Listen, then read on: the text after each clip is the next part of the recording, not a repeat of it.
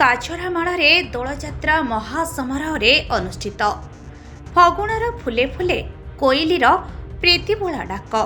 ଏହିଭଳି ଏକ ମନୋରମ ପରିବେଶରେ ଆସିଛି ସାଂସ୍କୃତିକ ବାର୍ତ୍ତା ବହନ କରି ଦୋଳପର୍ବ।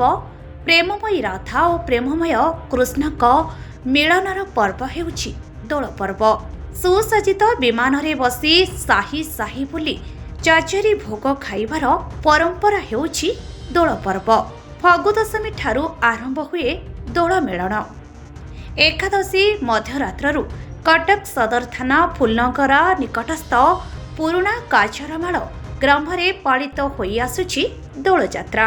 ପ୍ରତିବର୍ଷ ଭଳି ଚଳିତ ବର୍ଷ ଦୋଳଯାତ୍ରା ସୋମବାର ମଧ୍ୟରାତିରୁ ଆରମ୍ଭ ହୋଇ ମଙ୍ଗଳବାର ସକାଳେ ଶାନ୍ତି ଶୃଙ୍ଖଳାର ସହ ଶେଷ ହୋଇଛି। ଗ୍ରାମର ଉତ୍ସାହୀ ଯୁବକ ଓ ବୟୋଜ୍ୟେଷ୍ଠ ବ୍ୟକ୍ତିଙ୍କ ସହଯୋଗରେ ବାଜା ବାଣ ରୋଷଣୀ କରି 5 ଗୋଟି ଦୋଳ, ବିମାନ ନଖରାର ଲକ୍ଷେଶ୍ୱର, ନହରକଣ୍ଟାର ସ୍ୱପ୍ନେଶ୍ୱର, ବରିମୁଣ୍ଡର ଲକ୍ଷେଶ୍ୱର, ଜରିପାଟଣାର ରାଧାକାନନ୍ତ, ଭୀମପୁରର ବାଙ୍କବିହାରୀ ଦେବ ଓ ଗୋପୀନାଥ ଦେବଙ୍କ ଦୋଳ ବିମାନକୁ ବିରାଟ ଶୋଭାଯାତ୍ରାରେ ଗ୍ରାମ ପରିକ୍ରମା କରି ନିଆଯାଇଥିଲା। ଦୋଳ ବିମାନ ଗୁଡ଼ିକ ଗ୍ରାମର ବିଭିନ୍ନ ଘରକୁ ଘର ଯାଇ ଦୋଳ ଭୋଗ ଖାଇଥିଲେ।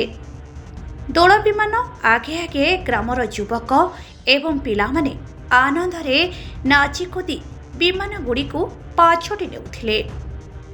ଏଥିରେ ଗ୍ରାମର ସମସ୍ତ ବ୍ୟକ୍ତି ବିମାନ ଶୋଭାଯାତ୍ରାରେ ଗଲାବେଳେ ସହଯୋଗ କରିଥିଲେ। ଶାନ୍ତି ଶୃଙ୍ଖଳା ରକ୍ଷା ପାଇଁ କଟକ ସଦର PCR ବିମାନ ଗୁଡ଼ିକ ପଛେ ପଛେ ଯାଉଥିବାର ଦେଖିବାକୁ ମିଳିଥିଲା। ପରେ ପରେ ଲକ୍ଷେଶ୍ୱରଙ୍କ ଦୋଳ ବିମାନ ଓମ୍ଫେଡ୍ କଲୋନୀ ଏବଂ ନୂଆ କାଛରାମାଳକୁ ଯାଇ ଦୋଳ ଭୋଗ ଖାଇଥିଲେ। କଟକରୁ ସ୍ମୃତିରେଖା ବାରିକଙ୍କ ରିପୋର୍ଟ, ଲିଭ୍ ଲାଇଭ୍ ଓଡ଼ିଆ।